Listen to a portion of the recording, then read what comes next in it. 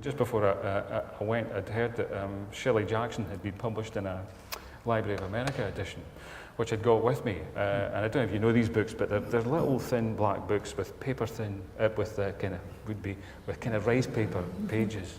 And it was a collected works of Shirley Jackson, which is just, it's like I'm dying going to heaven. So I reread all my old favourites, you know, The Haunting of Hill House. That's the scariest novella in the history of the human race, I think.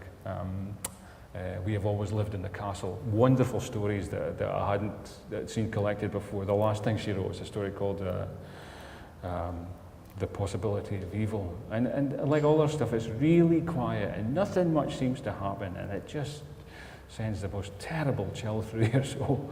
I think she's the most marvellous writer. And it's also nice just to see her make the grade, because for too long she'd been put down as kind of sort of genre writer. But if you haven't read Shirley Jackson, please, you know, rush out and do something. They made a pretty good film, didn't they? They made a few films of The Haunting of Hill House. Well, the first one The was first one was fantastic. the only one that's any good. All the others are rubbish, but the first one is absolutely chilling and a very strange film. So we've got David Nichols, C.J. Sansom and Shirley Jackson as our sort of as examples of what you've been reading. I'm kind of bringing this back now to the Tesco Bank Summer Reads project, on which you're all included.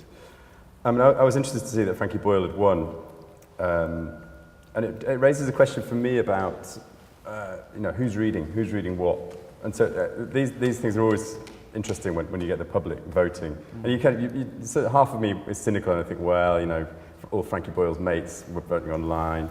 No, I read the Frankie Boyle book. I read it in hardback. A mate of mine got it for Christmas, and after he read it, I borrowed it, and I read it in one fell swoop. I thought it was fascinating. I mean, he's very interesting about his background, very interesting about breaking into comedy and the pitfalls and the stresses along the way, and about his drinking and everything else that he did.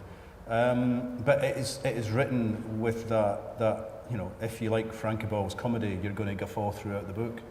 It's very near the knuckle all the way through. But it's not badly written. I read It's it not in badly Tesco's, written. actually. It's really not bad. You read it in Tesco's.